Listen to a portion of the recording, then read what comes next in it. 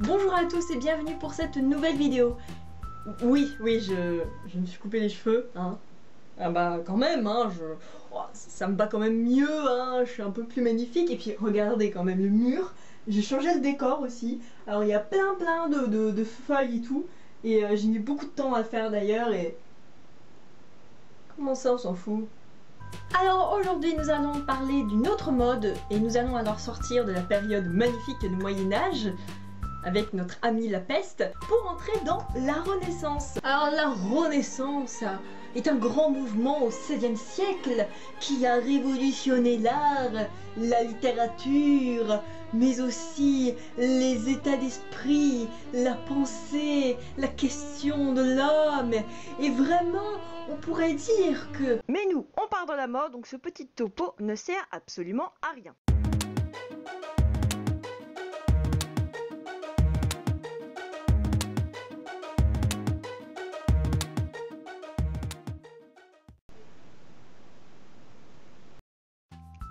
Donc, la mode est révolutionnée elle aussi puisqu'au XVIe siècle, l'Europe traverse une ère glaciaire où les températures ont été bien inférieures à aujourd'hui. Alors il y avait des mammouths? Tu veux dire comme dans l'âge de glace? Bah oui. Des fois, je me demande ce qui se passe dans ta tête. Comme les températures étaient plus fraîches, les costumes des monarques étaient couverts de fourrure et faits avec de la laine, du lin fin ou de la soie. Le travail sur les costumes avait bien évidemment pour but d'amplifier la beauté de ceux qui les portaient. Et ce style adopté par les monarques ont alors été suivi par les classes émergentes. Et c'est pour ça que l'on va entrer dans le vif du sujet, puisque le terme mode peut être pleinement utilisé, puisqu'ici, elle est vraiment suivie par tout le monde. Alors, mes 3 autres épisodes ont servi à mais rien. Non, c'est pas ça, je veux dire. Mais si c'est ça que tu veux dire, hein? Oh, mais qu'est-ce que... Merde. Eh ben, puisque c'est comme ça, je vais prendre la même forme que mon premier épisode, c'est-à-dire que je traiterai d'abord les femmes et ensuite les hommes. Ça tombe bien, c'était le contraire. Rien à foutre, je fais ce que je veux. Sous la première moitié du XVIe siècle, c'est l'influence italienne. La forme des costumes masculins avait alors changé pour laisser apparaître la chemise, devenue marque de noblesse. Ouh là là, mais dis donc, c'est qu'on se lâche. Des dentelles de plus en plus larges vont être alors ajoutées aux manches et les hauts des costumes sont taillés pour faire en sorte qu'on voit la chemise. Les choses du siècle précédent vont laisser place à des culottes dites à pont par-dessus les collants. Et pour donner plus de prestance, on rajouta alors plein d'autres étoffes, surtout au niveau des emmanchures qui devenaient alors bouffantes. Moi je dirais que les gens, ils ont l'air de bouffons. Bouffons, Non mais t'es sérieuse? Tu me parles de l'âge de glace et en plus tu fais des blagues de merde. T'es sûr que ça va?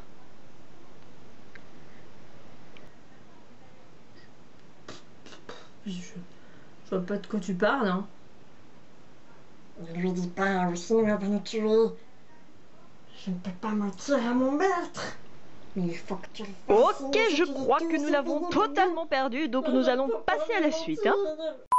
Nous allons maintenant parler des vêtements féminins, qui va alors changer de silhouette. Le corset se resserre et donne une forme conique au buste, et c'est pour cette raison que le col était carré, et le vertugadin est une totale nouveauté qui va donner une nouvelle forme à la jupe. C'était un truc que l'on plaçait sous la robe pour élargir les hanches. Avant 1550, elles étaient le plus souvent constituées de cerceaux qui donnaient une allure très droite à la jupe, accentuée par le fait que la jupe était fendue. Et après 1550, c'était des bourrelets que l'on plaçait sous la jupe pour élargir les hanches. Mais nous allons parler de cela plus tard. Bon, on va voir si elle va mieux. Vous comprenez, docteur, j'ai l'impression de devenir folle, de faire n'importe quoi, d'être trop tarée. Ça fait 1 an que ça dure, ça fait empire au travers les épisodes. J'ai l'impression que je suis en train de péter un câble. Eh bien, ce n'est pas qu'une impression, puisque vous croyez parler à un docteur alors que vous parlez à vous-même depuis la création de cette chaîne.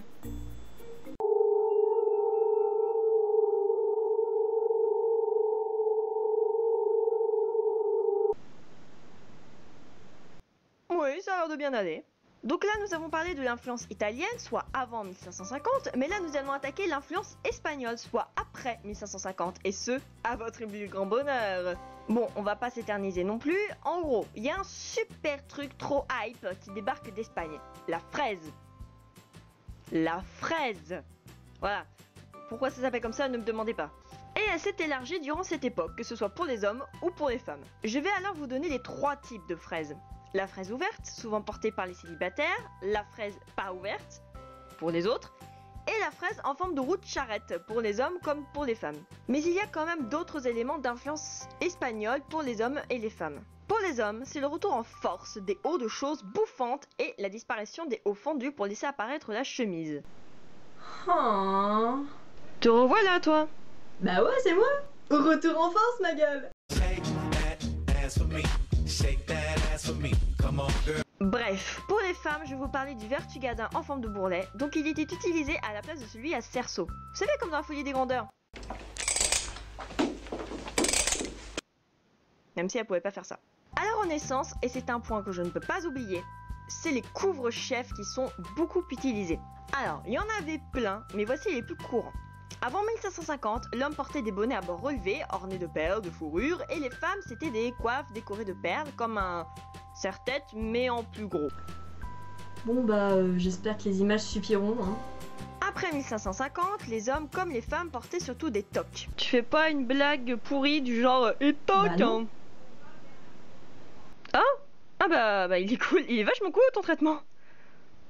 Donc, ils portaient des toques plus ou moins grandes avec des plumes, mais les femmes pouvaient aussi avoir des voiles, des coiffes ou des perles dans les cheveux. Et c'est ainsi que j'ai fini cet épisode. Donc cet épisode était très chargé puisque à partir de là on va vraiment employer le terme mode comme on le connaît aujourd'hui. Alors ici à la Renaissance ça a été d'abord d'influence italienne et ensuite espagnole, donc tous les nobles de tous les pays vont alors influencer les classes émergentes. Et aujourd'hui ça peut être par exemple les célébrités qui influent quelques personnes d'entre nous. Voilà. Et à partir de là, à partir de cette époque, les costumes vont être plus ornementés, les coiffures plus diversifiées. Et finalement, la mode va être très différente selon les siècles, contrairement à avant la Renaissance. Et ça, d'ailleurs, on va le voir dans les prochains épisodes. Oh là, elle fait une crise là. Ça va? Ça va. Ça va. Ça va.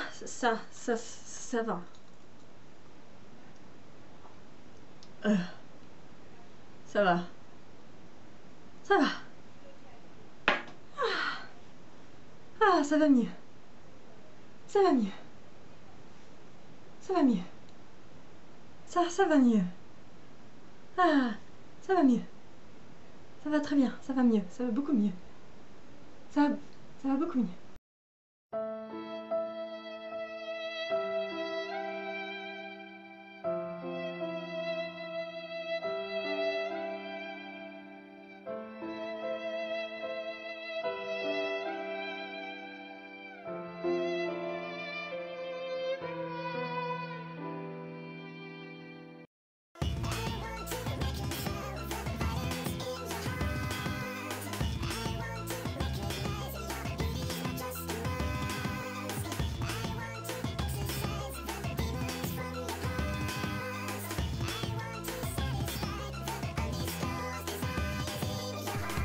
La magie de l'audiovisuel. Moi, docteur. Moi, docteur. Moi, docteur. Bluffant, hein?